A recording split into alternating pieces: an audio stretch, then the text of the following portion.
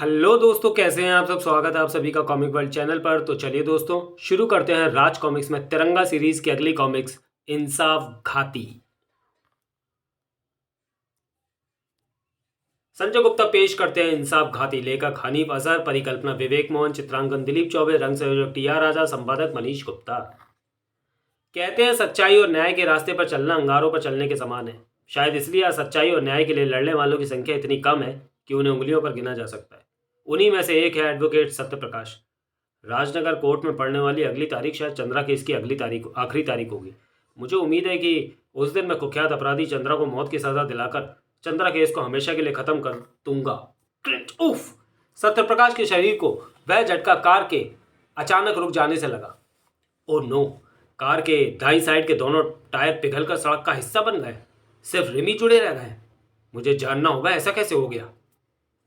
Car के tyre कैसे पिघले ये जानने के लिए कार से उतरने की जरूरत नहीं है।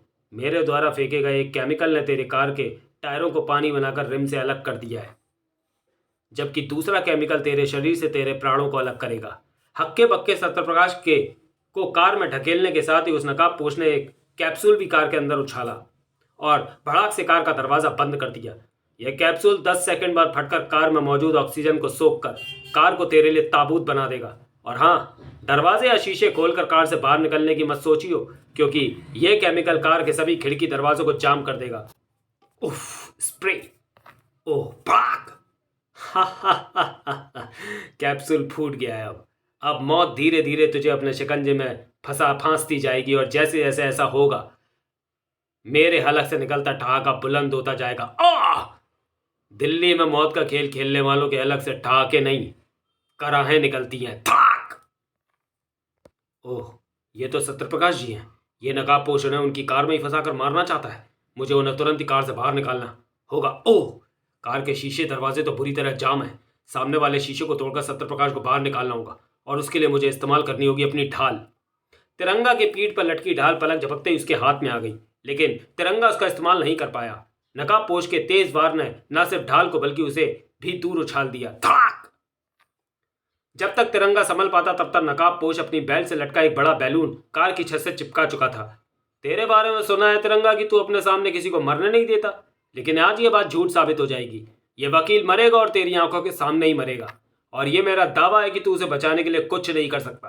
तिरंगा आंखें फाड़े स्तब्ध उधर देखता रह गया, जहां एक अविश्वसनीय दृश्य उसके सामने था। ओ नहीं! बैलून ने सत्यप्रकाश जी की कार को ऊपर उठाना शुरू कर दिया है। यानी कार को लेकर उड़ रहा है वह बैलून। यही सही सोचा। उस बैलून में एक ऐसा विशेष केमिकल भरा हुआ है जिसने हवा में मौजूद ऑक्सीजन से क्रिया करके उस बैलून को एक विशाल रूप देकर कार को ऊपर उड़ाना शुरू कर दिया है। लेकिन वह गैस उस कार को ज्यादा देर उड़ाए नहीं रख सकेगी। कुछ ही 100 फुट ऊपर जाकर गैस खुद ब खुद बैलून से आजाद हो जाएगी और फिर कार धड़ाम से नीचे आ गिरेगी। और तब क्या होगा ये तू खुद सोच सकता है। कार के साथ साथ सत्यप्रकाश जी का शरीर भी खील खील होकर बिखर जाएगा, लेकिन मैं ऐसा नहीं होने दूंगा। सर, मैं अपनी इस सिलिकॉन रोप से कार को और अधिक ऊंचा उड़ने से रोकूंगा। 100% सफल रहा तिरंगा का वह प्रयास। ओह, शुक्र है रस्सी कार के पहिए से लिपट गई। अब मैं इसकी मदद से कार को नीचे खींच सकता हूँ। उफ, ये तो खींची नहीं रही। तुझे दाद देनी होगी तिरंगा, लेकिन अपनी इस कोशिश में तू मेरे होते सफल नहीं हो सकता। थाक! उफ, एक तो मैं रस्सी से कार को खींच नहीं पा रहा हूं और ऊपर से यह नकाबपोश मुझ पर वार भी कर रहा है। ऐसे में यह रस्सी मेरे हाथ से छूट सकती है। इस स्थिति से बचने का अच्छा रास्ता यही है कि मैं इस रस्सी को इस वट वृक्ष से बांध दूं और इसके वारों का इसे मुंह तोड़ जवाब दूं। ओह, अच्छा हुआ तूने मुझसे लड़ने की ठान ली। इससे कम से कम तेरा ध्यान उस वकील की तरफ से तो हटा, जिसका तड़पना बता रहा है कि तेरी लाख कोशिशों के बाद भी मौत उसे अपने साथ ले जाएगी। उफ, ये सही कह रहा है। सत्यप्रकाश जी की हालत बता रही है कि अगर मैंने तुरंत ही कुछ नहीं किया तो मैं सचमुच उन्हें नहीं बचा पाऊंगा, और बचाने का सबसे अच्छा साधन है मेरी ढाल। तिरंगा ने अपने ऊपर हुए वार की परवाह किए बगैर लपक कर नीचे पड़ी अपनी ढाल उठाई और छनाक! शुक्र है ढाल ने कार के सामने के शीशे को चकनाचूर कर दिया। अब कार में मौजूद गैस उनका कुछ नहीं बिगाड़ सकती, लेकिन मौत की तलवार तो अभी भी उनके सिर पर लटक रही है, क्योंकि कार को उड़ाने वाले बैलून की गैस कभी भी खत्म हो सकती है। उफ! था! वह वकील तो मरेगा ही मरेगा तिरंगा, लेकिन उससे पहले लगता है तू मेरे हाथों से मरेगा। ओह, ये अपने खतरनाक केमिकलों का हमला मुझ पर भी करने लगा है, और इन केमिकलों की जरा सी भी बूंद मेरे लिए घातक हो सकती है। मुझे इसे तुरंत ही काबू में करना होगा था। लेकिन तभी एक धमाके के साथ हवा में टंगी कार नीचे आ गिरी था। ओ नहीं, मैं सत्यप्रकाश जी को नहीं बचा पाया। और तब जैसे गुस्से से पागल हो उठा तिरंगा। रंग बिरंगे सितारों की दुनिया में घूमते तेरे दिमाग को मेरा यह वार सीधा अंधेरे की दुनिया में पहुंचा देगा। वकील साहब आप, नहीं तिरंगा रुक जाओ। जब मेरी हालत ठीक हुई तो मैं टूटे शीशे से कार से निकलकर तुम्हारी रोप की सहायता से नीचे उतर आया। उफ, ओ, फिलहाल तो तिरंगा ने मुझे बचा लिया, फिलहाल तो तिरंगा ने तुझे बचा लिया सत्यप्रकाश। लेकिन चंद्रा केस से तेरा लगाव तुझे आज नहीं तो कल मौत के पास ले ही जाएगा। ओ, अपने पीछे काले धुएं का गुब्बारा छोड़कर भाग खड़ा हुआ वह नकाबपोश जल्द ही तिरंगा की आंखों से ओझल हो गया। ओह, निकल भागा। और ये शायद आपकी वजह से हुआ वकील साहब। ना आप मुझे उसे बेहोश करने से रोकते हो ना वह निकल पाता। मैंने सोचा शायद तुम उस पर जानलेवा हमला करने जा रहे हो, इसलिए मैंने तुम्हें रोका। बाय द वे, जान बचाने का शुक्रिया तिरंगा। आपकी कार अब चलाने लायक नहीं है। मैंने पुलिस को सूचना भेज दिया, पुलिस उसे संभाल लेगी। आप टैक्सी लेकर घर चले जाइए। ठीक है, हो सकता है वह नकाबपोश सत्यप्रकाश जी पर फिर हमला करें, इसलिए मुझे तब तक इनके पीछे लगे रहना होगा जब तक वे सही सलामत अपने घर नहीं पहुंच जाते। अरे, ये सत्यप्रकाश जी ने टैक्सी की तरफ मुड़वा दी। ये रास्ता तो उनके घर की तरफ नहीं जाता। घर जाने से पहले वे शायद कहीं और जाना चाहते हैं। कोई बात नहीं, मैं भी उनके साथ रहूँगा। जल्द ही। शहर से बाहर स्थित इस मकान में क्या करने जा रहे हैं सत्यप्रकाश जी? कौन रहता है यहाँ? सत्यप्रकाश जी को ज़्यादा देर नहीं लगी वहाँ रहने वाले के सामने पहुँचने में। अंकल, आप यहाँ? हाँ ज्योति, मैं तुम्हें लेने आया हूँ। आज मुझ पर जो जानलेवा हमला हुआ है उसके बाद मैं तुम्हें एक पल के लिए भी यहाँ नहीं छोड़ सकता। तुम्हें अभी हमेशा के लिए मेरे साथ चलना है। लेकिन प्लीज़ ज्योति, कोई लेकिन वेकिन नहीं। जब तक चंद्रा केस खत्म नहीं हो जाता मैं तुम्हें इस नरक में नहीं रहने दे सकता। आज से तुम मेरे साथ रहोगी, चलो मेरे साथ। अब इनकार ना कर सकी ज्योति नामक वह लड़की। अवश्य इसका चंद्रा केस से कोई ताल्लुक है, वरना इतना खतरनाक हमला होने के बाद सत्यप्रकाश जी इसके बाद दौड़े दौड़े ना आते। लेकिन ये चंद्रा केस है क्या जिसका जिक्र मैंने हमलावर नकाबपोश के मुंह से भी सुना था? मुझे इसके बारे में जानना चाहिए, और ऐसा अब सुबह ही होगा जब मैं भारत बनकर सत्यप्रकाश जी के ऑफिस में पहुंचूंगा। सर, सुना है कल रात जब आप राजनगर से वापस दिल्ली लौट रहे थे तब आप पर जानलेवा हमला हुआ। हाँ, वह हमला बहुत ही खतरनाक था। अगर सही समय पर तिरंगा नहीं पहुंच गया होता तो हमलावर ने मुझे मार ही दिया था। आपको पुलिस में इसकी रिपोर्ट लिखवानी चाहिए थी। मैंने इसकी ज़रूरत नहीं समझी। मैं इस बात को ज़्यादा तूल नहीं देना चाहता। हमलावर का आप पर हमला करने के पीछे क्या उद्देश्य हो सकता है? कुछ कहा नहीं जा सकता। शायद वो मुझे लूटना चाहता था या फिर मुझसे अपनी कोई पुरानी रंजिश निकालना चाहता था। खैर छोड़ो इस किस्से को, और अभी राजनगर जाने की तैयारी करो। वहाँ हाई कोर्ट के सरकारी वकील मेरे मित्र हैं, एडवोकेट अकरम अंसारी। तुम्हें उन तक ये फाइल पहुँचानी है और उनसे रिक्वेस्ट करनी है कि वे इस फाइल की स्टडी करके तुम्हें शाम तक वापस लौटा दें। ओके। एक बार फिर सत्यप्रकाश जी ने बात का रुख दूसरी तरफ मोड़ दिया है। जिस चंद्रा केस के बारे में मैंने हमलावर के मुंह से सुना था उसके बारे में इन्होंने एक भी शब्द नहीं कहा है। इसी से यह बात साबित हो जाती है कि सत्यप्रकाश जी मुझसे सारी दुनिया से कुछ छुपाना चाहते हैं। लेकिन क्या, ये मुझे जानना है। और ऐसा मैं इसलिए नहीं करूंगा क्योंकि मुझे सत्यप्रकाश जी की निजी जिंदगी तक पहुंचना है, बल्कि इसलिए करूंगा कि मुझे पहुंचना है उस हमलावर तक जो खतरनाक और आश्चर्यजनक केमिकलों का चलता फिरता भंडार है। और उस जानकारी का कोई ना कोई सूत्र अवश्य मुझे इस शहर में मिलेगा, क्योंकि इसी शहर में वह अदालत है जहां हर महीने सत्यप्रकाश जी मुझ जैसे विश्वसनीय सहयोगी को भी ले जाना पसंद नहीं करते। Welcome in Rajnagar. राजनगर में जल्दी भारत सरकारी वकील अकरम अंसारी के सामने मौजूद था। मुझे इस फाइल की स्टडी करने में 2 घंटे लगेंगे। ठीक है सर, तब तक मैं हाई कोर्ट परिसर में घूमकर कुछ अनुभव हासिल करने की कोशिश करता हूँ। अच्छा हुआ मुझे 2 घंटे का समय मिल गया।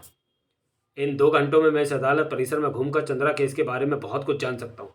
चंद्रा केस के बारे में बहुत कुछ जानने की फिराक में लगे भारत को उस समय घोर निराशा का सामना करना पड़ा जब वह सिर्फ ये जान पाया कि यहाँ की एक विशेष अदालत में कोई चंद्रा केस चल तो रहा है, लेकिन उसकी डिटेल क्या है ये शायद ही कोई बता सके, क्योंकि उस विशेष अदालत में कुछ गिने चुने लोग ही उपस्थित होते हैं। तुम इस सिलसिले में सीधा रजिस्ट्रार के पास ही क्यों नहीं चले जाते? उनके पास केस रजिस्टर होते हैं, उससे रिक्वेस्ट करोगे तो वह तुम्हें चंद्रा केस की स्टडी करवा देगा। आप ठीक कहते हैं। रजिस्ट्रार के पास जाने की बात मुझे पहले ही सूझनी चाहिए थी। रजिस्ट्रार से मिलकर चंद्रा केस के बारे में जानने की भारत को जो आशा की किरण दिखाई दी थी वह जल्दी ही धूमिल हो गई। चंद्रा केस की फाइल हम किसी को नहीं दिखा सकते, खास निर्देश है हमें। ओह ओह, आखिर क्या है ये चंद्रा केस जिसके बारे में किसी को कुछ नहीं पता, और जिसे पता है वह कुछ बताने को राजी नहीं है? 2 घंटे बाद भी खाली हाथी वापस लौटा भारत। सत्यप्रकाश जी से कहना चंद्रा केस की ये फाइल मैंने स्टडी कर ली है, और साथ ही इस फाइल को भेजने के लिए उन्हें धन्यवाद भी कहना। Thank you sir. Chandra case की फाइल? जिस केस के बारे में जानने के लिए मैं कल से धक्के खा रहा हूं, उसकी फाइल मेरे हाथ में है। मैं इसे पढ़कर कुछ ही मिनटों में सब कुछ जान सकता हूं। फाइल को खोलने के लिए मचल उठे भारत के हाथ अचानक ठिठक गए। नहीं, जो सबसे गुप्त है उस चंद्रा केस को इस तरह जानने का मुझे कोई हक नहीं है। अगर मैंने ऐसा किया तो यह हत्या होगी उस अटूट विश्वास की जो सत्यप्रकाश जी मुझ पर करते हैं। मैं सत्यप्रकाश जी के विश्वास की हत्या नहीं करूंगा, चाहे मुझे चंद्रा केस के बारे में कुछ पता चले या ना चले। लेकिन इसका मतलब ये नहीं कि मैं उस हमलावर की तलाश छोड़ दूं, जिसकी आंखों में मैंने वह आग देखी है जो सत्यप्रकाश जी को राख कर देना चाहती है। उस तक पहुंचने के लिए मुझे उस घटना स्थल पर जाना होगा जहां सत्यप्रकाश जी के हमलावर से मेरी मुठभेड़ हुई थी। तिरंगा को घटना स्थल पर पहुंचने में ज़्यादा देर नहीं लगी। मुझे यहाँ जिस चीज़ की तलाश है, मुझे उसे ठीक ऐसे ढूंढना है जैसे भुसे में गिरी सुई को ढूंढा जाता है। पूरी तल्लीनता से कुछ ढूंढने में जुटा हुआ तिरंगा कुछ देर बाद ही खुशी से उछल पड़ा। इसी लॉकेट को ढूंढने ही तो मैं यहाँ आया था, क्योंकि ये लॉकेट हमलावर का है जो हमलावर के गले से उस वक्त टूट कर गिरा था जब वह मुझसे लड़ रहा था। इसी का ध्यान आते ही मैं इसे ढूंढने यहाँ पहुंचा। लेकिन क्या ये लॉकेट मुझे उस हमलावर तक पहुंचा सकेगा? अरे, ये तो किसी डिबिया की तरह खुल गया और इसमें तो कोई कागज रखा हुआ है। लगता है किस्मत मुझे उस हमलावर तक पहुंचाना चाहती है, क्योंकि लॉकेट के डिबिया में रखा ये कागज निश्चय ही कोई महत्वपूर्ण कागज होगा। शायद नहीं, क्योंकि इस पर तो सिर्फ कुछ तारीखें ही लिखी हुई हैं, कुछ गुजरी हुई और कुछ आने वाली। इन तारीखों का निश्चय ही कोई ऐसा मतलब हो सकता है जो हमलावर के लिए अत्यंत महत्वपूर्ण है। लेकिन ये मुझे उस तक नहीं पहुंचा सकती, इसलिए मेरे लिए ये कागज बेकार है। उस कागज को फाड़ने के लिए मचल उठे तिरंगा के हाथ अचानक ठिठक गए। इस कागज के पीछे कुछ है। राज कॉमिक्स में छपने वाले बच्चों के प्रिय पात्र नागराज का अपने सांप छोड़ते हुए चित्र है ये। यानी ये कागज नागराज की किसी कॉमिक का है। लेकिन ये पता चलने से भी क्या होता है? नागराज की कॉमिक का पेज हिंदुस्तान में कहीं भी पाया जा सकता है? नहीं, नागराज की कॉमिक का ये कागज हर जगह नहीं मिल सकता, क्योंकि ये कागज एक तरफ से छपा हुआ है और एक तरफ से प्लेन है। यानी ये कॉमिक में लगने वाला सामान्य कागज नहीं, बल्कि वह कागज है गलत प्रिंटिंग हो जाने के कारण जिसे फेंक दिया गया। इसलिए ये कागज अगर हिंदुस्तान में किसी जगह पर मिल सकता है तो वह जगह है दिल्ली के बुराड़ी क्षेत्र की 330/1 नंबर की वह जगह जहां से छपकर निकलती है राज कॉमिक्स। राज कॉमिक्स। ऑफिस टाइम के बाद राज कॉमिक्स के विशाल ऑफिस में सिर्फ 2 ही आदमी रह जाते हैं, एक गेट कीपर साथी और दूसरा केयर टेकर बहादुर। घाघ अपराधी के लिए उन दोनों को चकमा देकर ऑफिस के पीछे बने इस बड़े गार्डन को अपने लिए इस्तेमाल करना कोई बड़ी बात नहीं है। लेकिन यह मेरा वहम भी हो सकता है। इस जगह की खाक छानने की कोशिश धूल में लठ चलाने के समान भी हो सकती है। तिरंगा जो सोच रहा था वैसा नहीं था, वह ठीक जगह पर पहुंचा था। मेरी खोज में तेरा यहां पहुंचना साबित करता है तिरंगा कि तू अपनी जिंदगी से बहुत परेशान है। शायद इसलिए तुझे तेरी मौत मेरे पास खींच लाई है। श्यू! मौत की काली घटा तिरंगा के सिर पर मंडरा रही थी और तिरंगा को उसको गुमान भी ना था। ओ ये क्या? बारिश की बूंदें एकाएक बारिश कैसे शुरू हो गई? ओ नहीं, ये बारिश की नहीं, तेजाब की बूंदें हैं जो मेरी ड्रेस में अंगारों की तरह छेद करके मेरे शरीर तक पहुंच रही हैं। और ये तेजाब की बूंदें बरस रही हैं ऊपर मौजूद उस मिनी पैराशूट के नीचे बने कंटेनर से। मुझे उसे नीचे गिराना होगा। तिरंगा के हाथ से ढाल छूटी, लेकिन लक्ष्य तक नहीं पहुंच पाई। मेरे ढाल फेंकते ही पैराशूट ऊपर उठ गया। इसका मतलब है पैराशूट रिमोट कंट्रोल्ड है और उसे वही संचालित कर रहा है जिसकी खोज में मैं यहाँ आया हूँ। इसका मतलब मैं सही जगह पहुंचा हूँ। लेकिन फिलहाल समस्या सही सलामत रहने की है, और इस तेजाबी बारिश से सही सलामत तभी रहा जा सकता है जब कोई ऐसी ओट मिले जहाँ पर ऊपर से बरसती तेजाबी बूंदें मेरे शरीर तक ना पहुँचे। और इस जगह पर ऐसी ओट के लिए मुझे सिर्फ एक ही चीज़ दिखाई दे रही है, ये मिनी झील। तिरंगा ने बिना कोई छड़ गवाए उस झील में छलांग लगा दी, जिसे देखकर उन खूंखार आंखों की चमक दुगनी होती चली गई। छपा! यहाँ पहुंचकर मौत से बचना मुश्किल है तिरंगा, क्योंकि मैंने इस बात का पूरा इंतजाम कर रखा है कि अगर तू यहाँ गलकर ना मर सके तो जलकर मेरे मरे उस आग से जो झील के पानी में लगेगी। भक! पलक झपकते ही तिरंगा ने अपने आप को मौत के उस दूसरे जाल में फंसे पाया। उफ! मेरे चारों तरफ भयानक आग लपलपा रही है और यह निश्चय ही उस केमिकल का असर है जो झील के पानी में मौजूद है। अब मेरी भलाई इसी में है कि मैं इस आग से बचने के लिए गहराई में डुबकी लगा दूं, क्योंकि जो केमिकल धू धू करके जल रहा है उसकी परत पानी के ऊपर ही है। आग से बचने के लिए तूने पानी में डुबकी तो लगा दी तिरंगा, लेकिन जिंदगी तुझे वहां भी पनाह नहीं देगी। पानी के अंदर ज्यादा देर सांस नहीं ले पाएगा तू। रही पानी से बाहर आने की बात, तो वह मैं तुझे नहीं करने दूंगा, क्योंकि यहां मैं तेरी मौत को अपने हाथ में लिए खड़ा हूं। तेरी किस्मत में लिखी मौत आज तुझे हर हाल में मिलकर रहेगी। हर मुश्किल का मुंह तोड़ देते हैं वे जो फिरते हैं सिर पर कफन बांधकर, और मौत का डर क्या उनको डरा पाएगा जो जवा हुए हैं मौत की उंगलियां थामकर। थाक। तिरंगा, लेकिन तू तो अभी उस झील में था जिसमें भयानक आग लगी हुई थी। बिल्कुल था, लेकिन मुझे उस भयानक आग से बचाए मेरे फायर प्रूफ लबादे ने, और आग की उस झील ने मुझे बचाया उस झील में मौजूद मोटे पाइप ने, जिससे झील में पानी भरा जाता है। उफ, अब तू अपने किसी केमिकल का इस्तेमाल कर पाए, मैं तुझे इतना मौका नहीं दूंगा। था। तिरंगा के उस शक्तिशाली वार ने नकाबपोश को जमीन सुंघा दी, और फिर अब मैं नकाब हटाकर देखता हूं कि आखिर तू है कौन। तिरंगा का आगे बढ़ा हाथ नकाबपोश के चेहरे से नकाब खींच ही लेता अगर उस पर प्रहार न होता। थाक। उफ। तिरंगा को न उस वार की आशा थी और न ही उस लबादाधारी के यहां पहुंचने की, जिसने बेहद तेजी से लपक कर नकाबपोश को संभाला था और उसे अपने कंधे पर उठाकर भाग खड़ा हुआ था। तिरंगा ने उसे रोकने की कोशिश की, लेकिन ना तिरंगा के घूमते दिमाग ने उसका साथ दिया और न लड़खड़ाते शरीर ने। तिरंगा जब तक संभला तब तक वह लबादाधारी उस नकाबपोश को लेकर अंधेरे में खो चुका था। ओह, कौन था वह लबादाधारी जो मुझ पर वार करके अपराधी को ले उड़ा, और वह यहां पहुंचा कैसे? निश्चय ही वह उस नकाबपोश का ही कोई साथी था। ओह, यह क्या है मेरे हाथ में? जूता, उस लबादेधारी का जूता जो अपराधी को मेरे शिकंजे से बचाकर ले गया है। ओ नहीं। जूते के गौर से देखते तिरंगा के नेत्र फैलते चले गए। अविश्वास का समुद्र तिरंगा के फैले नेत्रों में लहलाता चला गया। ये नहीं हो सकता, कभी नहीं हो सकता। क्रमशः तिरंगा की स्तब्ध हालत बता रही थी कि उसके मस्तिष्क में कई विस्फोट एक साथ हो रहे थे, लेकिन क्यों? जानने के लिए पड़े इस रोमांचक कथा का अगला सनसनीखेज भाग न्याय होकर रहेगा।